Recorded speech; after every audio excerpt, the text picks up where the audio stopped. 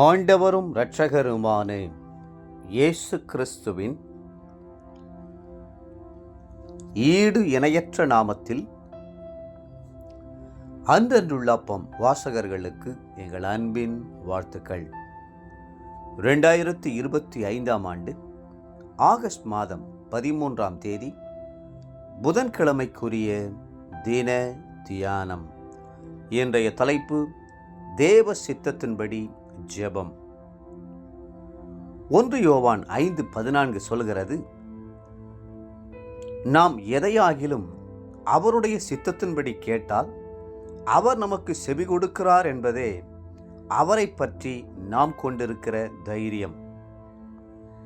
தேவ சித்தத்தின்படியான ஜெபத்திற்கு கர்த்தர் உடனுக்குடன் பதில் கொடுக்கிறார். ஆனால் தேவ சித்தமில்லாத இச்சைகளை நிறைவேற்றும்படி ஜெபிக்கிற ஜெபத்திற்கு பதில் கிடைப்பதே இல்லை. பாவிகளுக்கு தேவன் செவி கொடுக்கிறதில்லை. யோவான் 9:31. சங்கீதக்காரர் சொல்லுகிறார், 66ஆம் சங்கீதம் 18ஆம் வசனத்தில், என் இருதயத்தில் அக்கிரம சிந்தை கொண்டிருந்தேனானால் ஆண்டவர் எனக்கு செவி கொடார். யாக்கோபு எழுதுகிறார், யாக்கோபு 4:3, நீங்கள் விண்ணப்பம் பண்ணியும் உங்கள் இச்சைகளை நிறைவேற்றும்படி செலவழிக்க வேண்டுமென்று தகாத விதமாய் விண்ணப்பம் பண்ணுகிறபடினால் பெற்றுக்கொள்ளாமல் இருக்கிறீர்கள். தேவ சித்தத்திற்காக ஜெபிக்க வேண்டும் மட்டுமல்ல, தேவ சித்தத்தை அறிந்து ஜெபிக்க வேண்டும். ஆகவேதான் இயேசு நமக்கு கற்றுக் கொடுத்த முன்மாதிரியான ஜெபத்திலே உம்முடைய சித்தம் செய்யப்படுவதாக என்று ஜெபம் பண்ண சொன்னார். உலகத்தில் 3 வகையான சித்தங்கள் இருக்கின்றன. ஒன்று மனித சித்தம், 2வது பிசாசின் சித்தம், 3வது தேவ சித்தம். கர்த்தர் நமக்குள்ளே சுய சித்தத்தை வைத்திருக்கிறார். தெரிந்து கொள்ளுதலின் அறிவை தந்திருக்கிறார். பகுத்து உணரக்கூடிய ஞானம் தந்திருக்கிறார். அதே நேரம் நம்முடைய சுய சித்தத்தை தேவ சித்தத்திற்கு அர்ப்பணித்திருக்க வேண்டும் என்றும் வாஞ்சிக்கிறார்.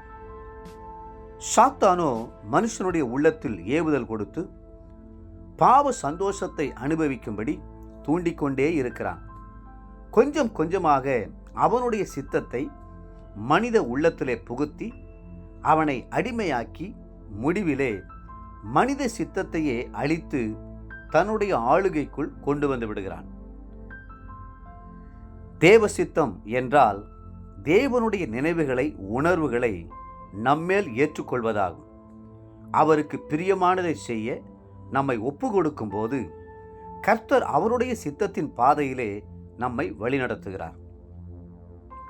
நமக்கு பிரியமானவைகளை கர்த்தரிடத்திலே கேட்பதில் தவறில்லை. ஆனால் இதுதான் எனக்கு வேண்டும் என்று அடம் பிடித்து உங்களுடைய சுய சித்தத்தை நிறைவேற்ற போராடுவதுதான் ஆபத்தில் முடியும். பாருங்கள், இயேசு கெத்செமனே தோட்டத்தில் அந்த பாத்திரம் தன்னை விட்டு நீங்கும்படியாக ஜெபித்தார்.